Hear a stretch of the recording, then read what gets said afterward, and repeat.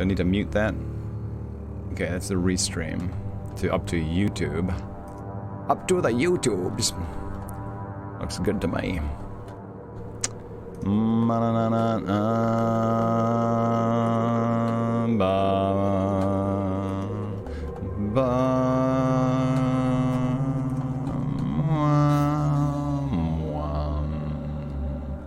Okay. Let us... What are we doing? Who knows? Let's see, catching up on a little bit of last night's chat there. Chris Alberti can't wait for his American truck simulators. Idaho to show up. That'll be nice. That will be very nice. Have fun with that, Chris Alberti. I'm sure you will. Okay, let me get this little bit of Twitter out here. This time we're just gonna plug it on over to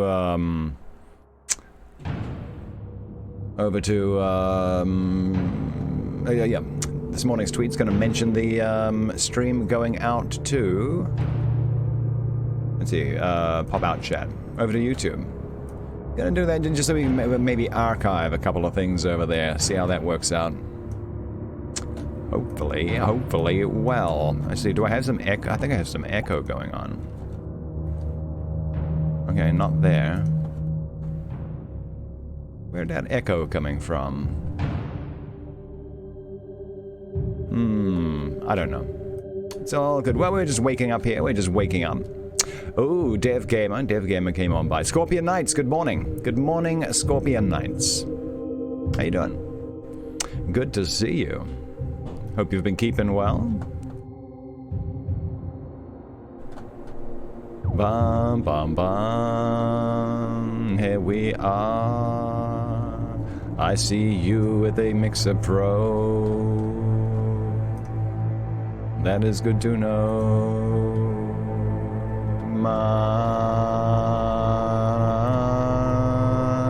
Ba, ba, ba, ba. Oh, we're gonna be almost to the end of that thing. Where are we at? Wow, wow, wow. Here we go. HK Felix has come by as well. Good morning. Good morning, HK Felix. It is with a host, but I'm all about those. I like him. I like him, yes I do. Alright. Oh, getting warm. A bit of mixed love in the morning. I'm down with that. I'm down with that. I'm down with a little Patreon love too. Let's give them a big thank you. Who we got? We got several of them. Who we got? We got, well, Chris Alberti. I need to update that photo. It looks like he's being summoned inside someone's crystal ball there, and not so much a snow globe. Thank you, Chris Alberti. Lightning FNC, one of Mix's finest Minecraft streamers. Yeah, you know, actually, we should hop in a realm with him later this week. I think we should do that. Sean Ranklin, our British friend. You can tell he's British because he has a monocle. All Britons do. It's required by law. Shadowtronics, our wonderful moderator here, one of just the very select few. And Backward Lion, of course. Backward Lion, probably one of the earliest supporters of the stream, and a fantastic Dead by Daylight player. Dead by Day, man, he can't get enough of that game. Good lord, he plays that a lot. I'm getting better at it too, though. He's giving me lessons along with Misbehaven and Backward Lion there. Yeah, I mean, I'm starting to get a little better at it. It's yeah, I still don't think it's balanced well, but I'm getting the knack of it at least. And I'm slowly leveling up my character. What's her name? Claudette. Almost to level 40. Almost to level 40. So once that's done, I can go back to play. Well, I mean, but that's the thing. Once I get her up to level 40, I wanted to do that so I could then I could move back to Meg Thomas, and because that's the character I wanted to play. But then it's like, well, I already got this one up to level 40. Why swap over? Now, so yeah, I don't know. We'll figure it out. We'll figure out what we're doing. Because I certainly don't. I don't know what I'm doing. Who am I? Why am I here? Is it the weekend yet? No, it's Monday. All right. Fair enough, fair enough. But good morning, who am I? Well, that's a good question. I'm Stephen J. Carrington. And what do? I read books here on Mixer. In fact, we have Mixer's #1 book reading channel right here. That's right. We work our way through about 20 novels every year. That's quite a lot, yeah. So right now, we changed book club at the beginning of this year to daytime hours. It was just going to work a little better for me. So this is what we're doing. We've got this is the book we're reading right here, The Phantom of the Opera. Yeah, written 110 years ago. That is some staying power. That is definitely some staying power. So it was originally published as a serial, as were like a lot of books back then, serialized in magazines and newspapers. And that started in 1909 and went all the way through 1910, and then later on in 1910, all of those were compiled into an actual book to be published in 1910. Anyway, so this book is definitely well within the public domain, as is everything. As is everything we do here. So that means you can get a free digital download from any legitimate online archival site, including from Amazon's Kindle store. But watch out for the Amazon Kindle store, because sometimes they charge money for public domain books. They'll like slap on like a cover, like a new cover on it, and then be like, oh, that'll be $8, please. No. If you are paying anything more than $0 for a public domain digital download, you are doing it wrong. Alrighty. So most times Amazon's okay like that in their Kindle store. Most times. Sometimes though, they'll try to stick it to you. Yeah, don't go paying real money for these public domain books. There's plenty of other places to get them from as well. Good morning, Big Baloney Tony. How you doing? Good morning. It's it's just past 10 o'clock here, 10 a.m. in the morning, and our day is just beginning. Well, I don't know. Well, the day started a while ago, but our day here on Mixer is just beginning. You finished your book called Smoking Guns, says Scorpion Knights. Is that a book that you are reading, or is that one that you are writing? I don't know. We're going to find out in just a minute. Oh, speaking of writing, that does well, yeah. We do have a creative writing event going on right now on this channel. Big Baloney Tony is having lunch, a tasty sandwich from the subway, or he's having lunch in the subway. I don't know. He might be one of those busy New Yorkers, eating on the go while traveling around town, traveling around Manhattan. Probably the sandwich, though. So our creative writing event going on right now, we're calling it the Edgar Allan Poe experiment, and that's basically we discovered an incomplete Edgar Allan Poe short story called The Lighthouse. So he only got 750 words into it, and then he died. And that's not a reflection on the quality of what he was writing. He didn't get to the end of it and be like, oh, Lord, I can't take this anymore, writing like this. Unrelated, but that's as far as he got. So the challenge is on for all of my creative writing friends here on Mixer. Complete and finish it. It doesn't have to be super long. In fact, there's a cap on it to keep it pretty short. A word cap on it. Details are in my Discord, and we will actually summarize it at the end of today's book club there. But basically, Complete and Finish The Lighthouse by Edgar Allan Poe on Sunday, February 23rd, which is just under 2 weeks from today. It was 2 weeks from yesterday. I will read what everyone has written, and while I'm reading them, Art by Galen will be sketching it, drawing the illustrations for it, scenes from what you have written as I'm reading them, and then later on after the show, I'll record a professional copy in my studio and send you a mini audiobook. That's what we'll call it, a mini audiobook of your completed tale, The Lighthouse by Edgar Allan Poe and you. It's pretty cool. It's going to be very cool. So even if you're not a creative writer, you'll definitely want to be catching that particular short story Sunday. February 23rd, Sunday. It's going to be fantastic.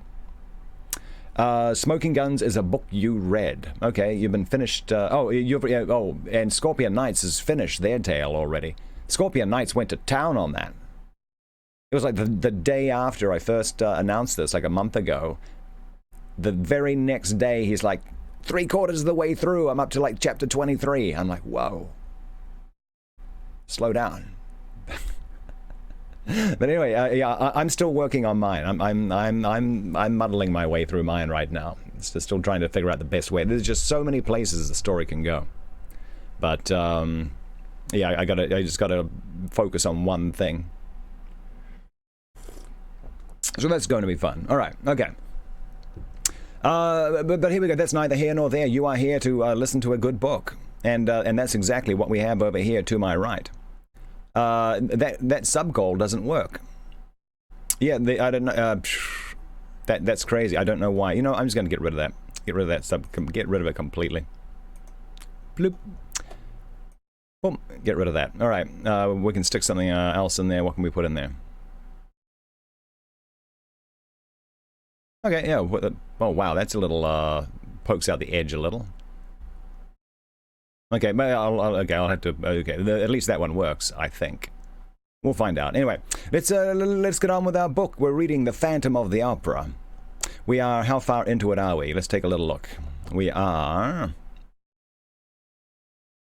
We're into chapter 12, which is 40. Oh, it's only 42% of the way into. I thought we were further than that. I thought we were about halfway done. But no. We got a ways to go. Where are we at? Okay. So yeah. So let's see. Christine Daae believes she has been visited by the angel of music, who has been sent by her deceased father from heaven. She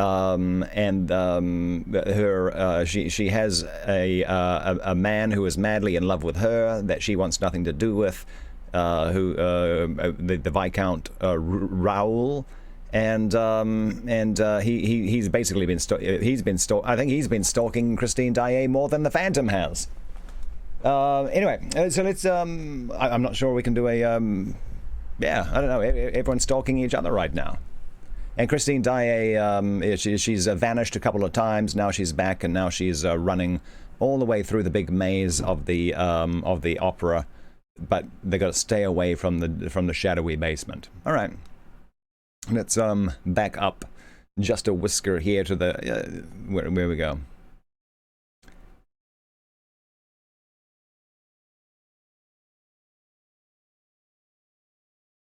Okay, okay. So we'll just pick up right from here, just to pick up speed. Here we go. Let's do it. Oh, but by the way, if anyone needs to host this stream or you give it a shout out on the old Twitter there, please, by all means, go ahead. Again. So we're picking up with Raoul. Okay, making her a promise. Raoul talking to Christine Daae, excuse me. I shall hide you in some unknown corner of the world where he cannot come to look for you. You will be safe, and then I shall go away, as you have sworn never to marry. Christine seized Raoul's hands and squeezed them with incredible rapture, but suddenly, becoming alarmed again, she turned away her head.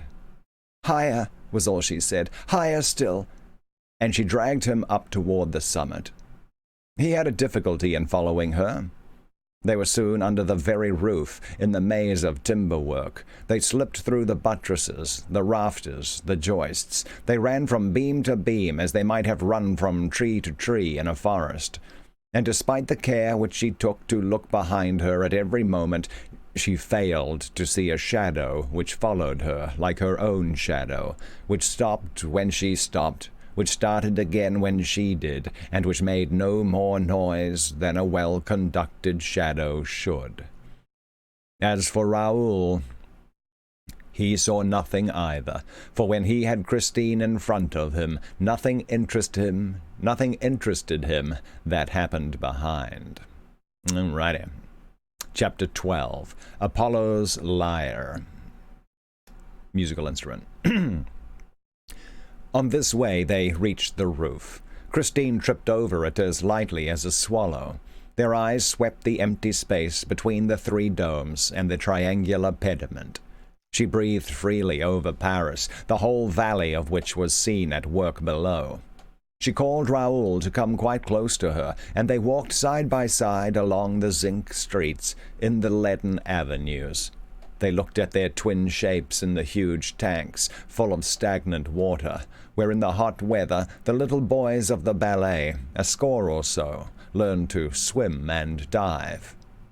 The shadow had followed behind them, clinging to their steps, and the two children little suspected its presence when they at last sat down, trustingly, under the mighty protection of Apollo, who with a great bronze gesture lifted his huge lyre to the heart of a crimson sky.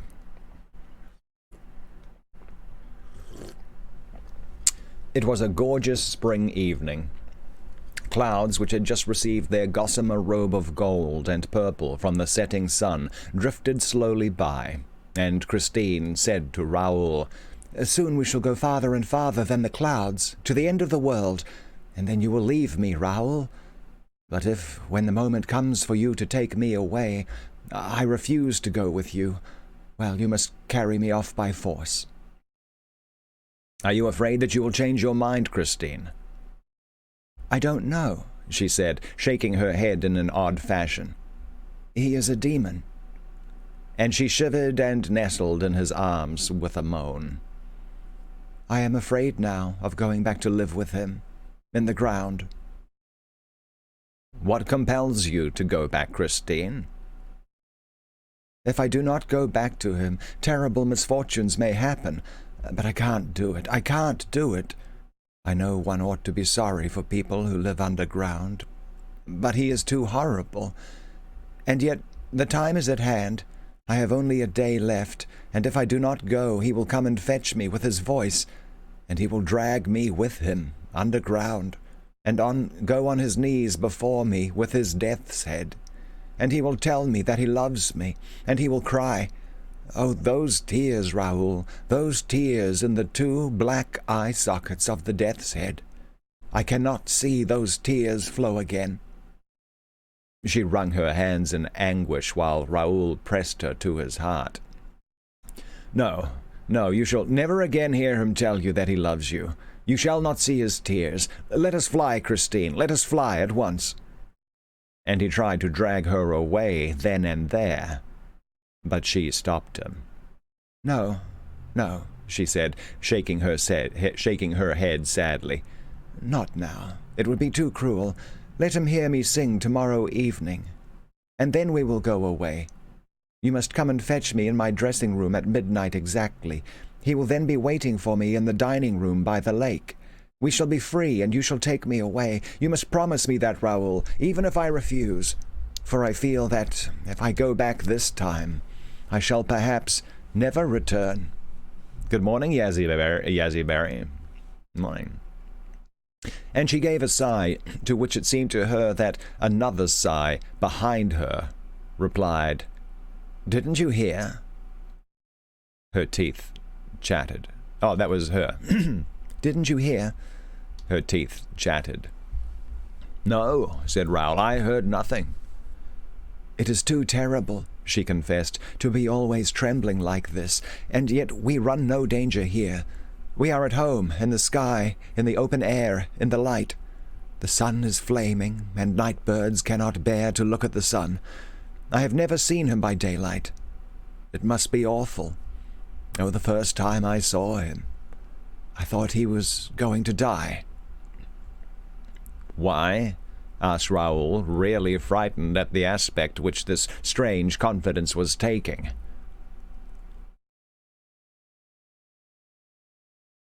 "Because is this a third person?" It is. Okay, this is someone. Yes, the third person. Yeah. "Because I had seen him." This time Raoul and Christine turned round at the same time. "There is someone in pain," said Raoul. "Perhaps someone has been hurt. Did you hear?" "I can't say," Christine confessed. "Even when he is not there, my ears are full of his sighs. Still, if you heard—" They stood up and looked around them. They were quite alone on the immense lead roof. They sat down again, and Raoul said, "Tell me how you saw him first." Okay, I need to get a little coffee and down this thing here. Hey there, Pro Zombie, what's shaking? Good to see you again. Welcome to book club. It's what we do in the morning. Read the books. Gaming in the evening. That's how we do it. I had heard him for 3 months without seeing him. The first time I heard it, I thought, as you did, that adorable voice was singing in another room. I went out and looked everywhere, but, as you know, Raoul, my dressing room is very much by itself, and I could not find the voice outside my room, whereas it went on steadily inside.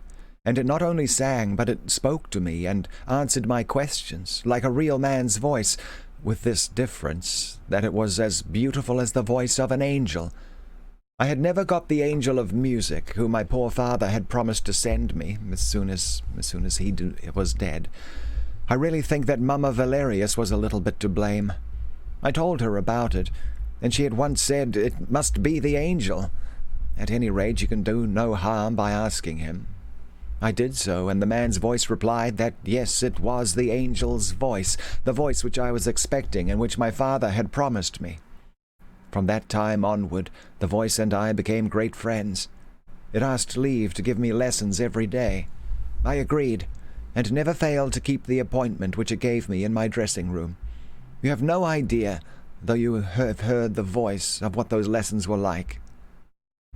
"No, I have no idea," said Raoul. "What was your accompaniment?"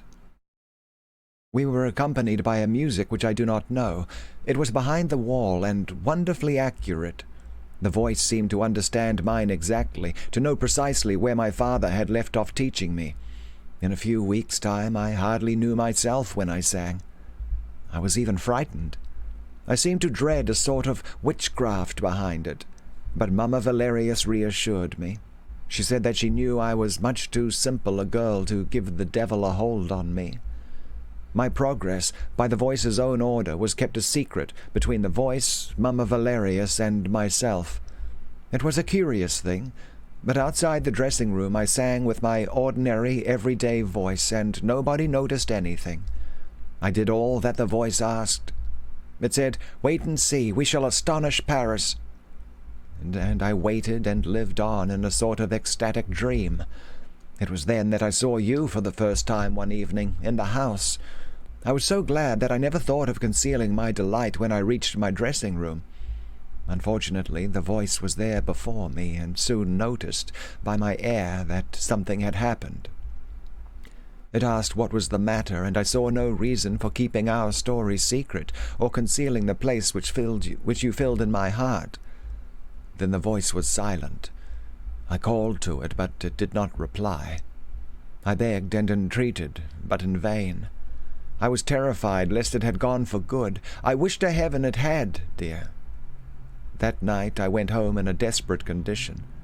I told Mamma Valerius, who said, 'Why, of course, the voice is jealous.' And that, dear, first revealed to me that I loved you." Christine stopped and laid her head on Raoul's shoulder. They sat like that for a moment, in silence, and they did not perceive the movement, at a few steps from them, of the creeping shadow of two great black wings, a shadow that came along the roof so near them, that it could have stifled them by closing over them. "The next day," Christine continued with a sigh, "I went back to my dressing-room in a very pensive frame of mind. The voice was there, spoke to me with great sadness, and told me plainly that if I must bestow my heart on earth, there was nothing for the voice to do but to go back to heaven. and it said this with such an accent of human sorrow that I ought then and there to have suspected and begun to believe that I was the victim of my deluded senses. But my faith in the voice, with which the memory of my father was so closely intermingled, remained undisturbed. I feared nothing so much as that I might never hear it again. I had thought about my love for you and realized all the useless danger of it, and I did not even know if you remembered me. Whatever happened, your position in society forbade me to contemplate the possibility of ever marrying you, and I swore to the voice that you were no more than a brother to me, nor ever would be, and that my heart was as incapable of any earthly love. And that, dear, was why I refused to recognize or see you when I met you on the stage or in the passages. Meanwhile, the hours during which the voice taught me were spent in a divine frenzy, until at last the voice said to me, "You can now, Christine Daae, give to men a little of the music of heaven." I don't know how it was that Carlotta did not come to the theatre that night, nor why I was called upon to sing in her stead, but I sang with a rapture I had never known before, and I felt for a moment as if my soul were leaving my body. "Oh, Christine," said Raoul, "my heart quivered that night at every accent of your voice. I saw the tears stream down your cheeks, and I wept with you. How could you sing like that while crying?" "I felt myself fainting," said Christine. "I closed my eyes. When I opened them, you were by my side. But the voice was there also, Raoul. I was afraid for your sake, and again I would not recognize you, and began to laugh when you reminded me that you had picked up my scarf in the sea. Alas, there's no deceiving the voice. The voice recognized you, and the voice was jealous. It said that if I did not love you, I would not avoid you, but treat you like any other old friend. It made me scene upon scene. At last I said to the voice, 'That will do. I'm going to Perros tomorrow to pray on my father's grave, and I shall ask Monsieur Raoul de Chagny to go with me.' 'Do as you please,' replied the voice, 'but I shall be at Perros too, for I am wherever you are, Christine. And if you are still worthy of me, if you have not lied to me, I will play you the resurrection of Lazarus on the stroke of midnight on your father's tomb and on your father's violin.' That, dear, was how I came to write you the letter that brought you to Perros. How could I have been so beguiled? How was it when I saw the personal, the selfish point of view of the voice that I did not suspect some impostor? Alas, I was no longer mistress of myself. I had become his thing." Good morning, Velociraptor Rex. "But after all," cried Raoul, "you soon came to know the truth. Why did you not at once rid yourself of that abominable nightmare?" "Know the truth, Raoul? Rid myself of that nightmare? But, my poor boy, I was not caught up in the nightmare until the day when I learned the truth. Pity me, Raoul, pity me. You remember the terrible evening when Carlotta thought she had been turned into a toad on the stage, and when the house was suddenly plunged in darkness, through the chandelier crashing to the floor. There were killed and wounded that night, and the whole theatre rang with terrified screams. My first thought was for you and the voice. I was at once easy where you were concerned, for I had seen you in your brother's box, and I knew that you were not in danger. But the voice had told me that it would be at the performance, and I was really afraid for it, just as if it had been an ordinary person who was capable of dying. I thought to myself, the chandelier may have come down upon the voice. I was then on the stage, and was nearly running into the house to look for the voice among the killed and wounded, when I thought that, if the voice was safe, it would sure to be in my dressing-room, and I rushed into my room. The voice was not there. I'd locked my door, and with tears in my eyes besought it, if it was still alive, to manifest itself to me. The voice did not reply, but suddenly I heard a long, beautiful wail, which I knew well. It was the plaint of Lazarus, when at the sound of the Redeemer's voice he begins to open his eyes and see the light of day. It was the music which you and I, Raoul, heard at Perros. And then the voice began to sing the leading phrase, 'Come and believe in me. Whoso believes in me shall live, walk. Whoso hath believed in me shall never die.' I cannot tell you the effect which that music had upon me.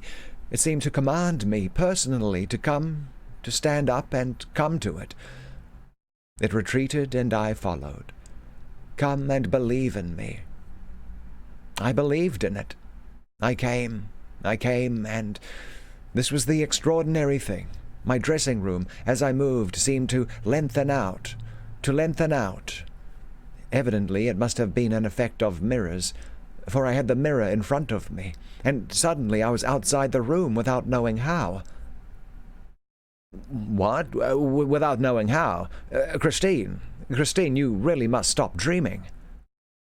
I was not dreaming, dear. I was outside my room without knowing how. You who saw me disappear from my room one evening may be able to explain it, but I cannot. I can only tell you that suddenly there was no mirror before me and no dressing room. I was in a dark passage.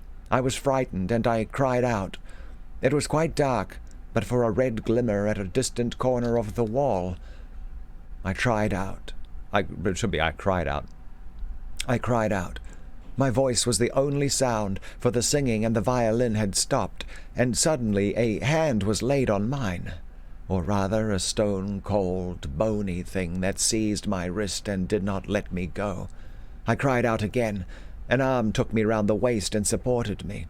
I struggled for a little while, and then gave up the attempt. I was dragged toward the little red light, and then I saw that I was in the hands of a man wrapped in a large cloak and wearing a mask that hid his whole face. I made one last effort. My limbs stiffened, my mouth opened to scream, but a hand closed over it, a hand which I felt on my lips, on my skin, a hand that smelt of death. Then I fainted away. When I opened my eyes, we were still surrounded by darkness. A lantern standing on the ground showed a bubbling well. The water splashing from the well disappeared, almost at once, under the floor on which I was lying, with my head on the knee of the man in the black cloak and the black mask. He was bathing my temples, and his hands smelt of death. I tried to push them away and asked, "Who are you? Where is the voice?" His only answer was a sigh. Suddenly a hot breath passed over my face, and I perceived a white shape beside the man's black shape in the darkness. The black shape lifted me onto the white shape. A glad neighing greeted my astounded ears, and I murmured, "Caesar." The animal quivered. Raoul, I was lying half back on a saddle, and I had recognized the white horse out of the Profeta, which I had so often fed with sugar and sweets.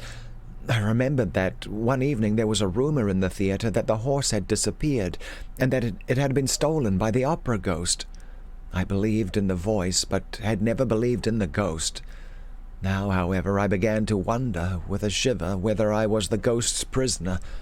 I called upon the voice to help me, for I should never have imagined that the voice and the ghost were one.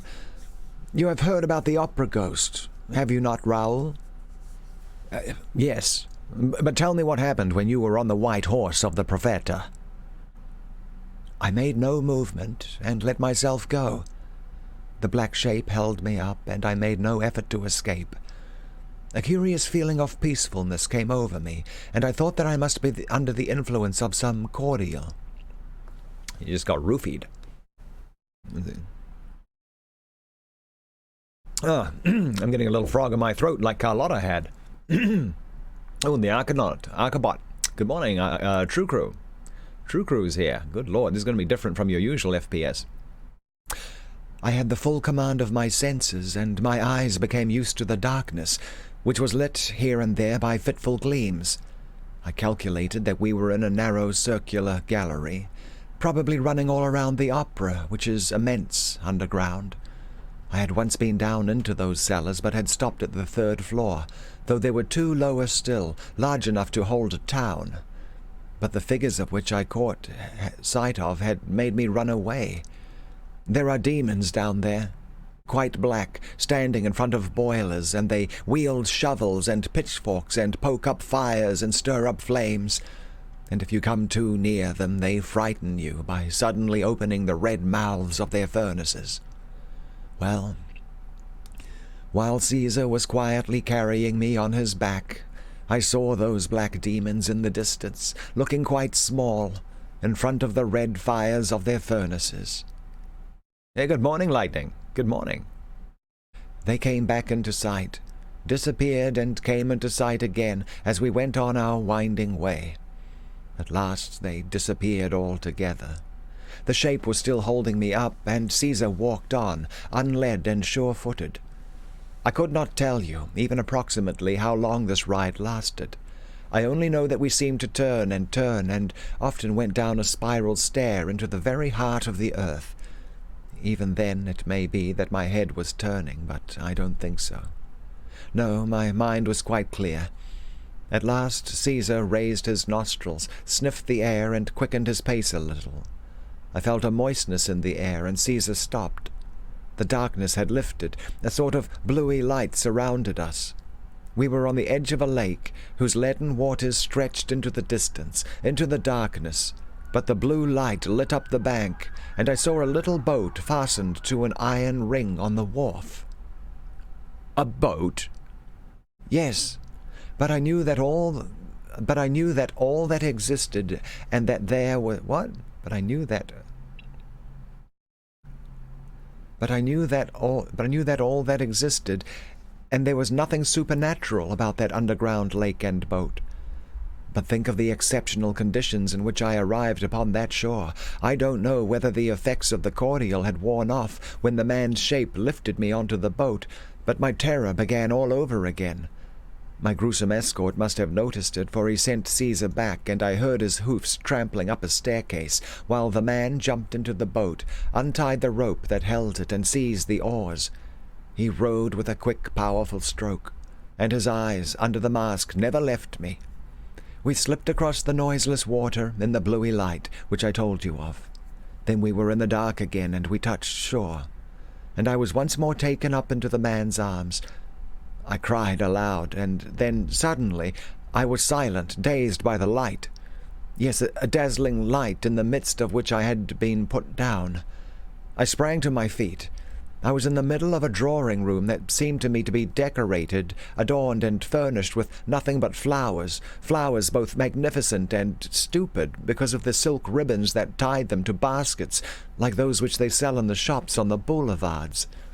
They were much too civilized flowers, like those which I used to find in my dressing-room after a first night.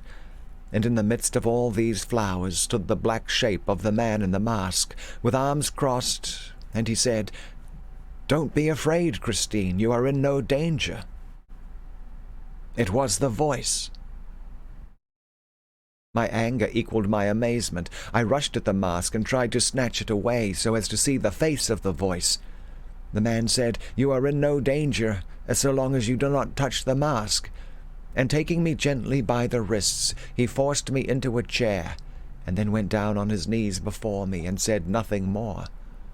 His humility gave me back some of my courage, and the light restored me to the realities of life. However extraordinary the adventure might be, I was now surrounded by mortal, visible, tangible things. The furniture, the hangings, the candles, the vases, and the very flowers in their baskets, of which I could have almost told whence they came and what they cost, were bound to confine my imagination to the limits of a drawing-room quite as commonplace as any that at least had the excuse of not being in the cellars of the opera. I had no doubt to do with a terrible, eccentric person, who in some mysterious fashion had succeeded in taking up his abode there, under the opera house, 5 stories below the level of the ground.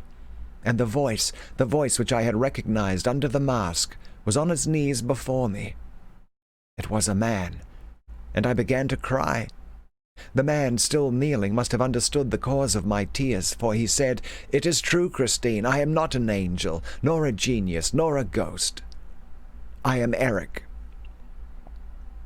Christine's narrative was again interrupted. An echo behind them seemed to repeat the word after her. "Eric." What echo? They both turned round and saw that night had fallen.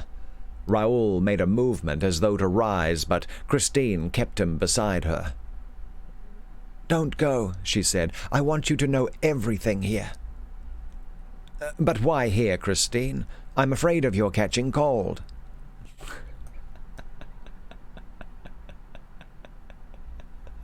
Okay, I just have to take a little laugh there. It's like all this like stuff that's been going through. She's been roofied. She's been kidnapped. She's been given these crazy music lessons from some magical voice behind a mirror, which is apparently impersonating the angel of music sent by her father from beyond the grave.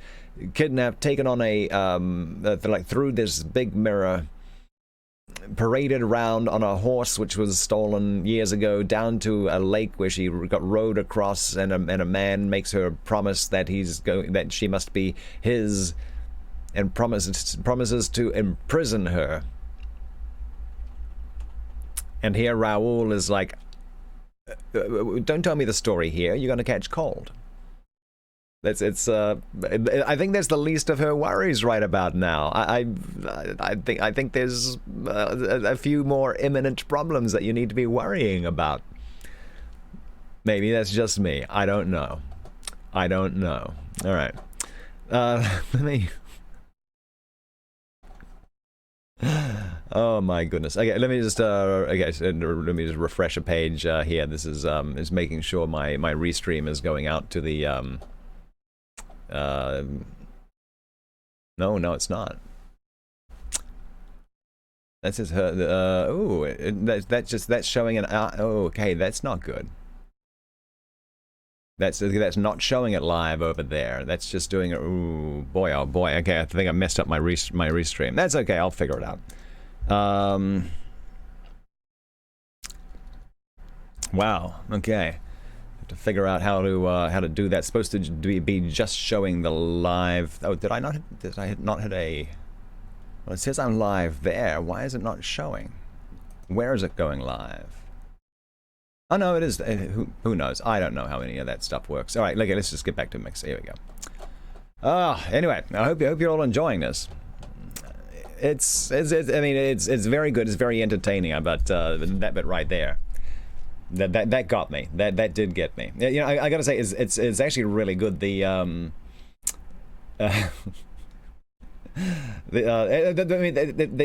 whole story has been very good, and I'm actually been very surprised at how faithful to it so far, at least. That the musical, that big hit musical, Andrew Lloyd Webber's one, it's been pretty faithful to it. So I'm enjoying that so far. I know, like, there's lots of productions which take huge liberties with the story. Huge liberties.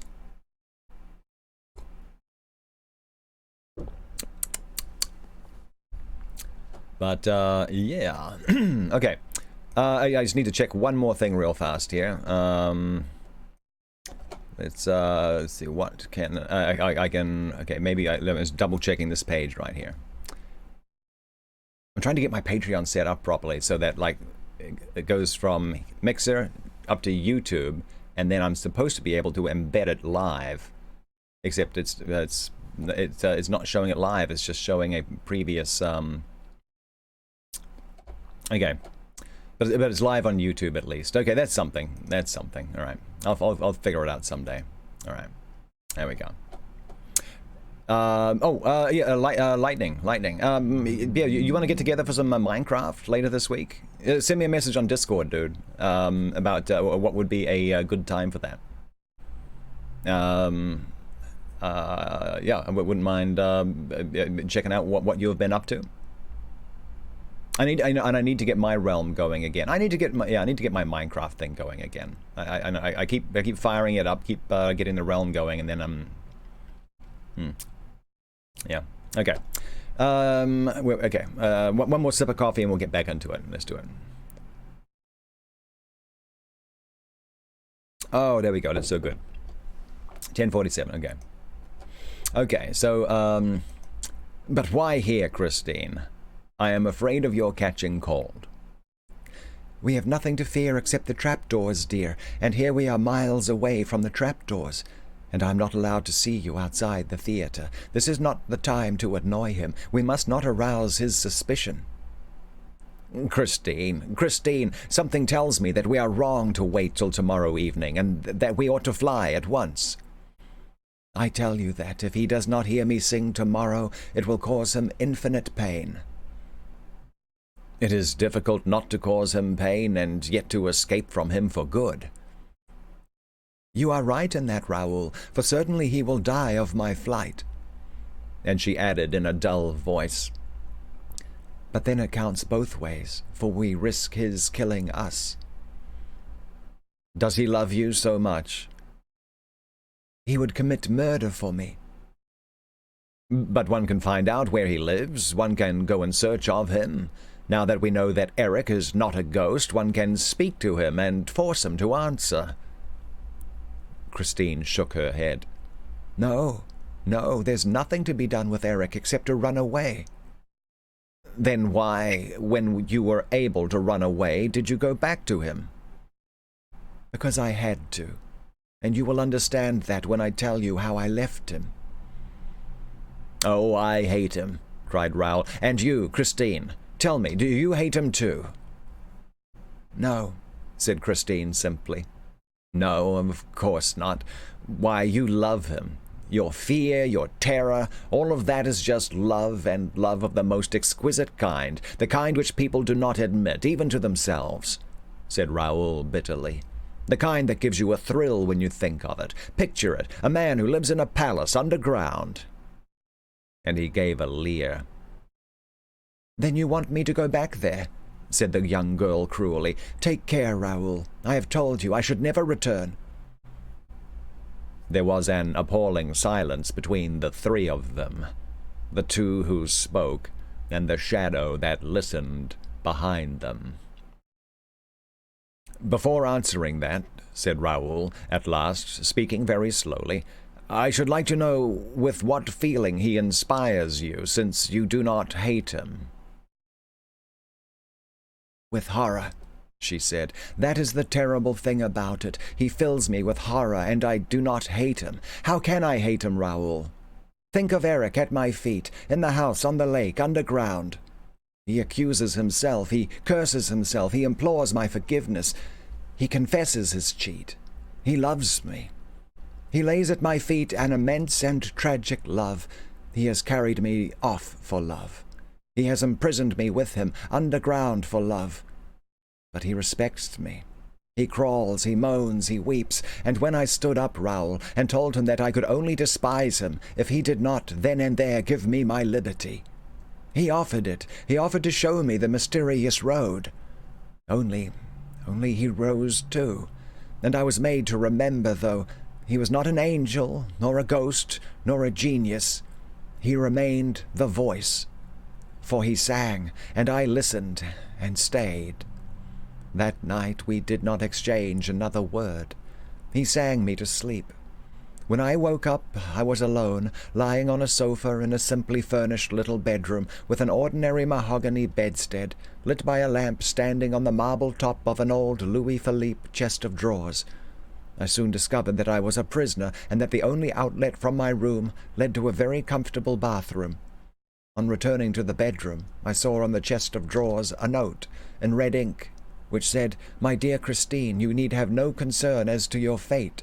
You have no better nor more respectful friend in the world than myself. You are not alone. Oh, you are alone. You are alone at present, in this home which is yours. I'm going out shopping to fetch you all the things that you can need. I felt sure that I had fallen into the hands of a madman.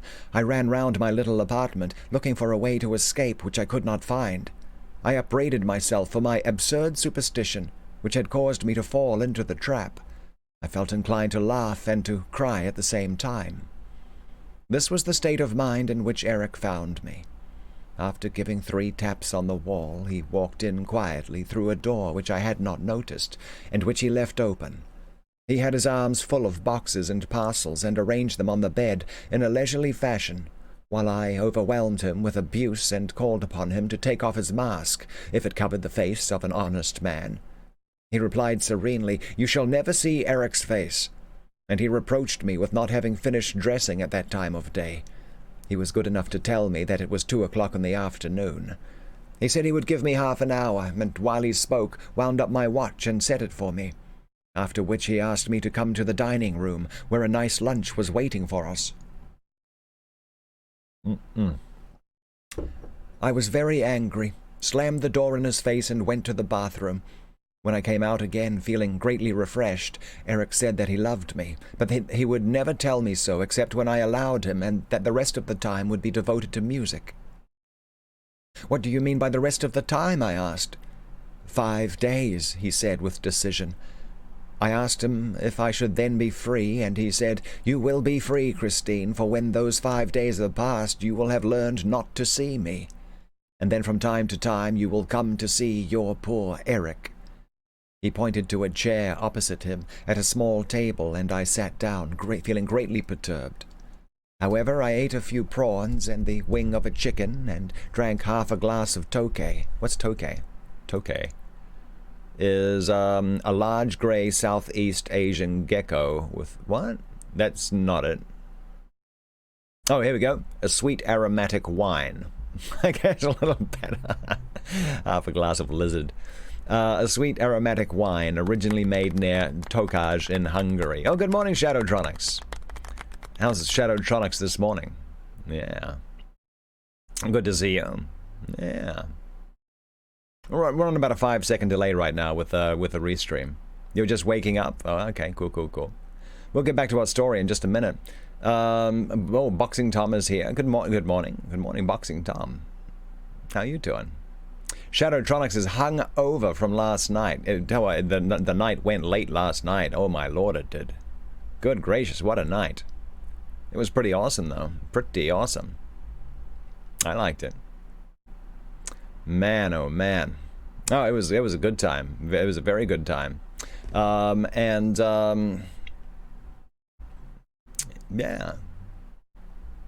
Shadowtronics getting everyone riled up as well. Rounding everyone up to get over that 6,000 mark. That was I didn't think that was going to happen last night. Hey, Scorpion Knights. There we go. So Shadowtronics.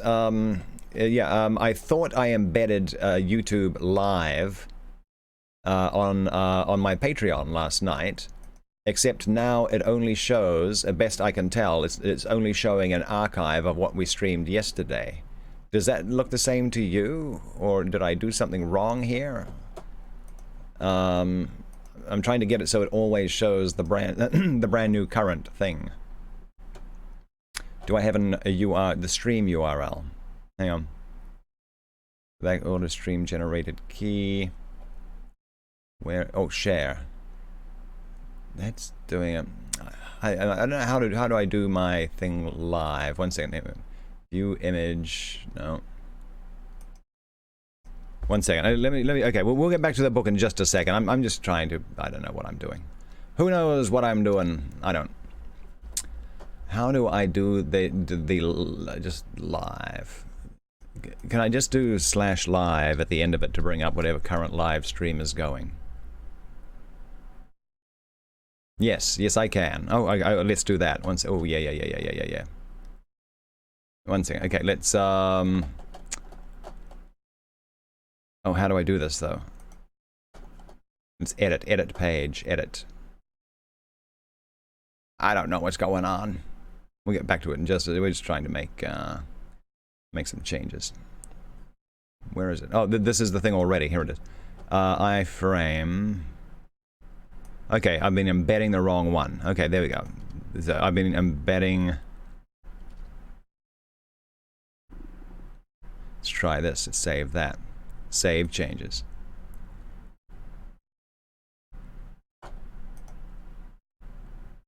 No, that says broken.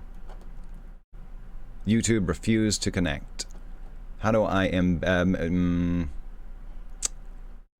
breaking everything. 1 second. Embed / save.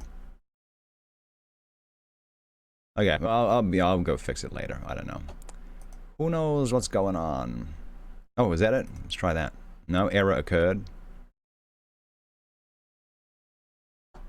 What if I do share? What's an embed? An embed. Email. I don't know what that is. Something weird in Chinese. Mix. LinkedIn.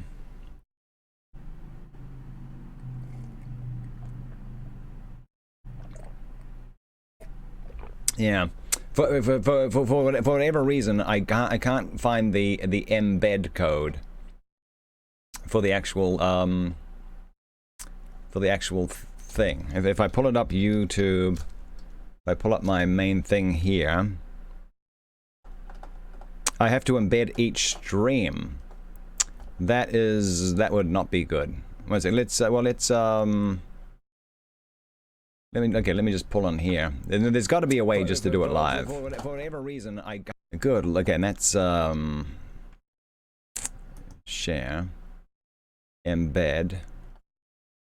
Let me grab this. Boy, I'm all like getting all flustered. 1 second. There we go. Let me put in.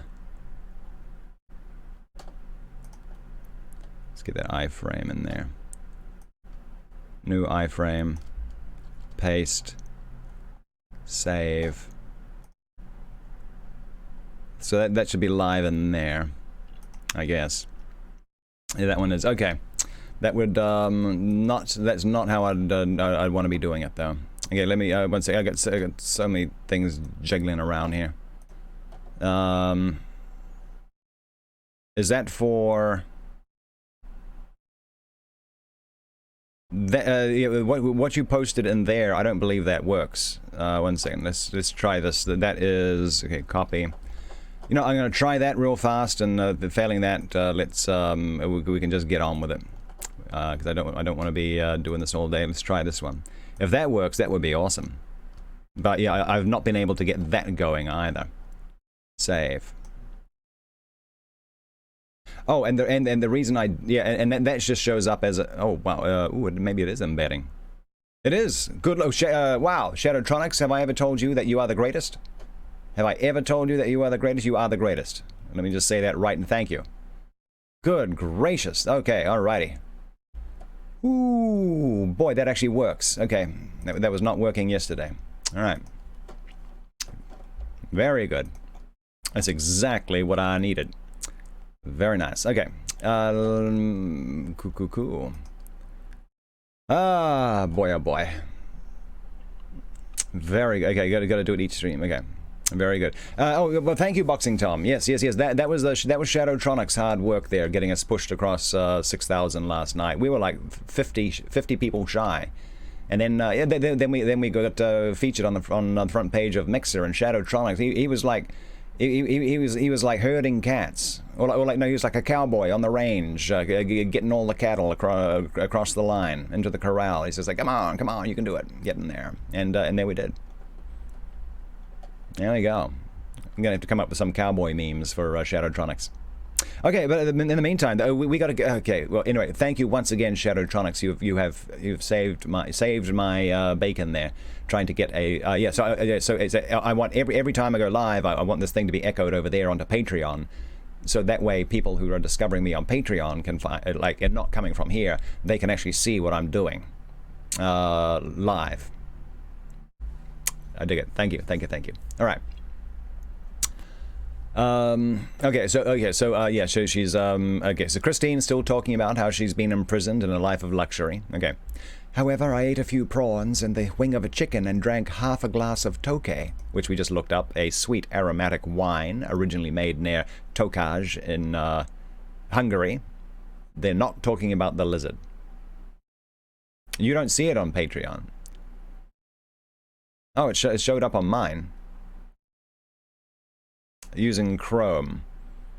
I don't know. No, maybe it's a browser thing. I don't know. Which he had himself, he told me, brought from the Königsberg cellars. Eric did not eat or drink. I asked him what his nationality was, and if that name of Eric did not point to his Scandinavian origin. He said that he had no name and no country, and that he had taken the name of Eric by accident. After lunch he rose and gave me the tips of his fingers, saying he would like to show me over his flat, but I snatched away my hand and gave a cry.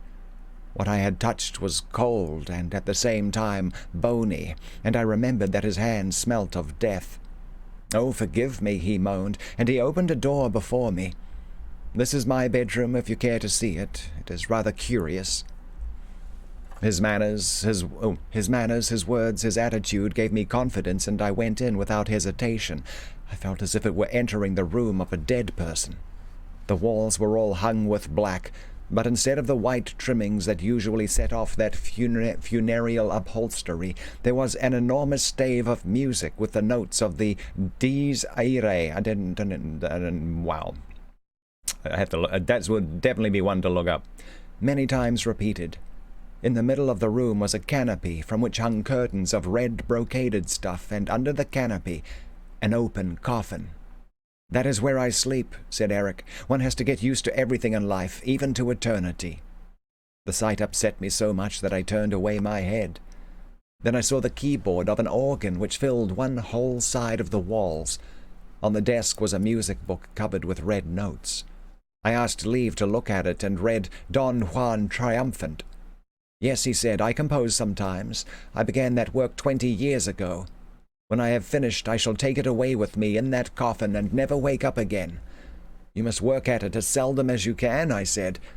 He replied, "I sometimes work at it for 14 days and nights together, during which I live on music only, and then I rest for years at a time." Right now, I'm just considering the pros and cons of swapping back and forth between Yeah, see, if I'd known there was going to be this much back and forth dialogue between Eric and the girl, Christine Daae, I probably would have affected a voice for Eric. Don't know.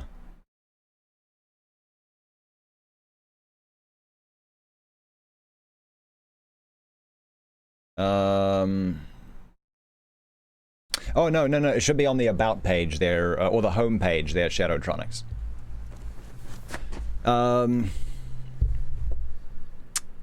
Right. "Will you play me something out of your Don Juan Triumphant?" I asked, thinking to please him.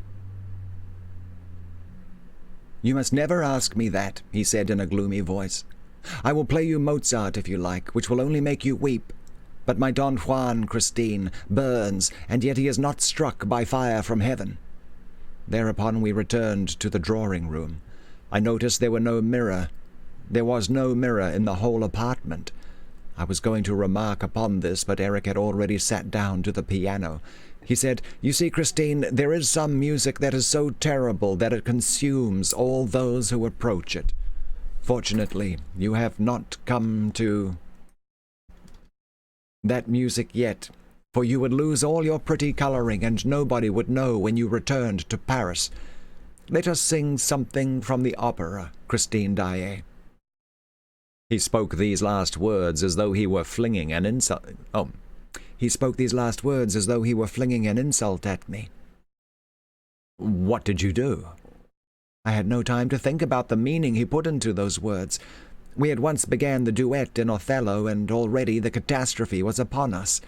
I sang Desdemona with a despair, a terror which I have never displayed before. As for him, his voice thundered forth his revengeful soul at every note. Love, jealousy, hatred burst out around us in harrowing cries. Eric's black mask made me think of the natural mask of the Moor of Venice. He was Othello himself.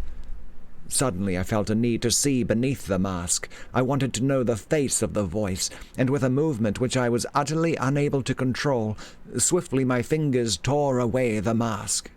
Oh, horror! Horror! Horror!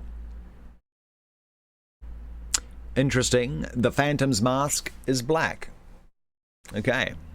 That's quite an iconic difference right there.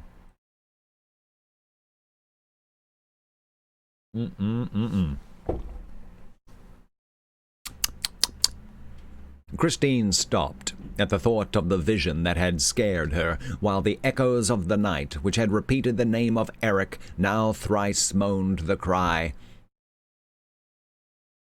Horror, horror, horror. Raoul and Christine, clasping each other closely, raised their eyes to the stars that shone in a clear and peaceful sky. Raoul said, "Strange, Christine, that this calm, soft night should be so full of plaintive sounds. One would think it was sorrowing with us." "When you know the secret, Raoul, your ears, like mine, will be full of lamentations." She took Raoul's protecting hands in hers, and with a long shiver continued, "Yes, if I lived to be 100, I should always hear the superhuman cry of grief and rage which he uttered when the terrible sight appeared before my eyes. Raoul, you have seen death's heads when they have been dried and withered by the centuries, and perhaps, if you were not the victim of a nightmare, you saw his death's head at Paros. And then you saw Red Death stalking about at the last masked ball. But all those death's heads were motionless, and their dumb horror was not alive. But imagine, if you can, Red Death's mask suddenly coming to life in order to express, with the 4 black holes of its eyes, its nose, and its mouth, the extreme anger, the mighty fury of a demon, and not a ray of light from the sockets. For, as I learned later, you cannot see his blazing eyes except in the dark. I fell back against the wall, and he came to me, grinding his teeth. And as I fell upon my knees, he hissed mad, incoherent words and curses at me. Leaning over me, he cried, "Look, you want to see? See, feast your eyes, glut your soul on my cursed ugliness. Look at Eric's face. Now you know the face of the voice. You were not content to hear me, eh? You wanted to know what I looked like. Oh, you women are so inquisitive. Well, are you satisfied? I'm a very good-looking fellow, eh? When a fellow has seen me as you have, she belongs to me. When a woman has seen me, as you know, she belongs to me. She loves me forever. I am a kind of Don Juan, you know." And drawing himself up to his full height, with his hand on his hip, wagging the hideous thing that was his head on his shoulders, he roared, "Look at me! I am Don Juan triumphant!" And when I turned away my head and begged for mercy, he drew it to him, brutally twisting his dead fingers into my hair. "Enough! Enough!" cried Raoul. "I will kill him. In heaven's name, Christine, tell me where the dining room on the lake is. I must kill him." "Oh, be quiet, Raoul, if you want to know." "Yes, I want to know how and why you went back. I must know. But in any case, I will kill him." "Oh, Raoul, listen, listen." He dragged me by my hair, and then... Oh, it's too horrible. "Well, what? Out with it!" exclaimed Raoul fiercely. "Out with it, quick!" Then he hissed at me. "Ah, I frighten you, do I? I dare say perhaps you think I have another mask, eh, and that this my head is a mask. Well," he roared, "tear it off as you did the other. Come along, I insist. Your hands, give me your hands." And he seized my hands and dug them into his awful face. He tore his flesh with my nails, tore his terrible dead flesh with my nails. "No," he shouted, while his throat throbbed and panted like a furnace, "know that I am built up of death from head to foot, and that it is a corpse that loves you and adores you, and will never, never leave you. Look, I am not laughing now, I'm crying. I'm crying for you, Christine, who have torn off my mask, and who can therefore never leave me again. As long as you thought me handsome, you could have me back. I know you would have come back. But now you know my hideousness, you would run away for good. So I shall keep you here. Why, what did you see, oh mad Christine, who wanted to see me, when my own father never saw me, and when my mother, so as to not to see me, made a present of my first mask?" He had let go of me at last, and was dragging himself about on the floor, uttering terrible sobs. And then he crawled away like a snake, went into his room, closed the door, and left me alone to my reflections. Presently I heard the sound of the organ, and then I began to understand Eric's contemptuous phrase when he spoke about opera music. What I now heard was utterly indifferent from what I had heard up to then. His Don Juan triumphant for I had not a doubt but that he had rushed to his masterpiece to forget the horror of the moment, seemed to me at first one long, awful, magnificent sob. But little by little it expressed every emotion, every suffering of which mankind is capable. It intoxicated me, and I opened the door that separated us. Eric rose as I entered, but dared not turn in my direction. "Eric," I cried, "show me your face without fear. I swear that you are the most unhappy and sublime of men, and if ever again I shiver when I look at you, it will be because I'm thinking of the splendor of your genius." Then Eric turned round, for he believed me, and I also had faith in myself. He fell at my feet with words of love in his dead mouth, and the music had ceased. He kissed the hem of my dress and did not see that I closed my eyes. What more can I tell you, dear? You now know the tragedy. It went on for a fortnight during which I lied to him. My lies were as hideous as the monster who inspired them, but they were the price of my liberty. I burned his mask, and I managed so well that, even when he was not singing, he tried to catch my eye like a dog sitting by its master. He was my faithful slave and paid me endless little attentions. Gradually I gave him such confidence that he ventured to take me walking on the banks of the lake and to row me in the boat on its leaden waters. Toward the end of my captivity he let me out through the gates that closed the underground passage in the Rue Scribe. Here a carriage awaited us and took us to the Bois. That night when we met you was nearly fatal to me, for he is terribly jealous of you, and I had to tell him that you were soon going away. Then at last, after a fortnight of that horrible captivity, during which I was filled with pity, enthusiasm, despair, and horror by turns, he believed me when I said, "I will come back." "And you went back, Christine?" groaned Raoul. "Yes, dear, and I must tell you that it was not his frightful threats when setting me free that helped me keep my word, but the harrowing sob which he gave on the threshold of the tomb. That sob attached to me the unfortunate man more than I myself suspected when saying good-bye to him. Poor Eric! Poor Eric!" "Christine," said Raoul, rising, "you tell me that you love me, but you had recovered your liberty hardly a few hours before you returned to Eric. Remember the masked ball?" "Yes, and do you remember those hours which I passed with you, Raoul, to the great danger of both of us?" "I doubted your love for me during those hours." "Do you doubt it still, Raoul? Then know that each of my visits to Eric increased my horror of him, for each of those visits, instead of calming him, as I hoped, made him mad with love, and I'm so frightened, so frightened." "You are frightened. But do you love me? If Eric were good-looking, would you love me, Christine?"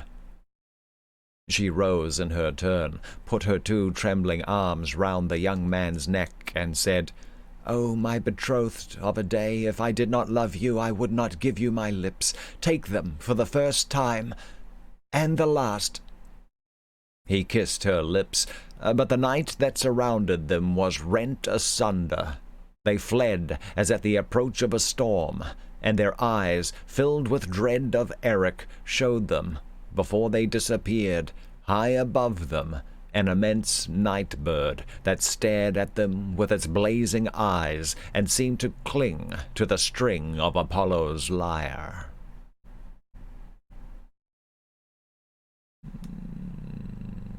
Yeah, that's some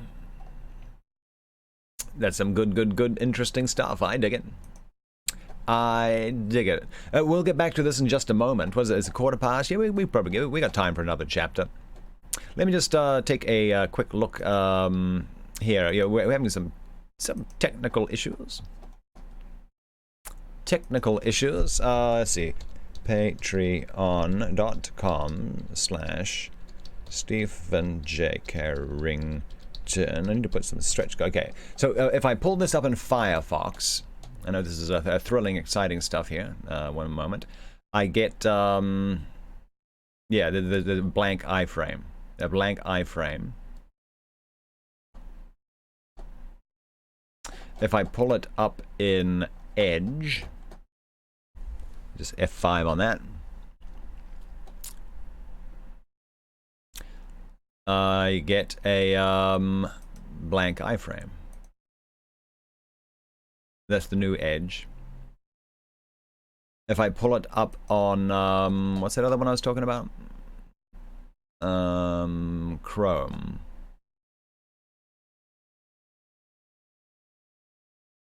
If I pull it up in Chrome,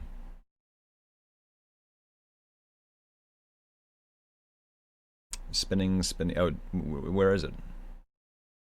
It's not there at all. Oh, I have to log out to, okay, log out on then I see, yeah, yeah, okay, it worked for a minute. It worked for a minute. Well, I'll figure this out later. I will figure this out later. But yeah, I just thought it'd be kind of important to yeah, okay. I don't know. Who knows how the internets work? I don't know. Say, Fatal Cashew. Fatal Cashew, it's been a while. How you been keeping? Good to see you again. Good to see you again. Okay, we'll get back to our story in just a minute. Gonna have a little sip of the old water there. Oh boy, that throat is getting a little dry. Okay, so who's doing what this week? Who's doing what?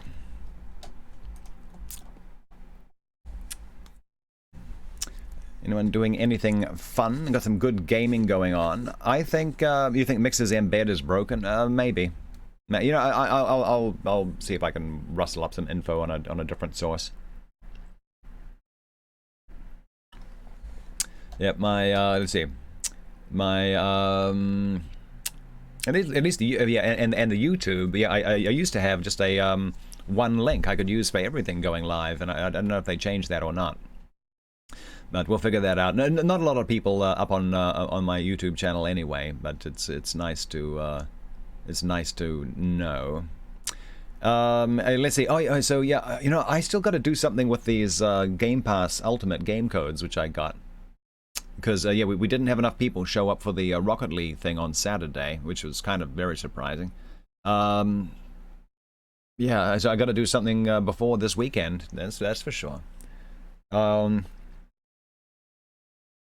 Throwing this out here too. If anyone, I'm trying to rustle up a team for a Halo tournament this coming Saturday.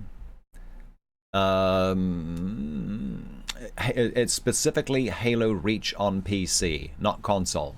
Can't be on console. It has to be Halo Reach on PC. So if you're interested in joining my team, it's for a tournament being put on by DJ Blue and his comedy crew.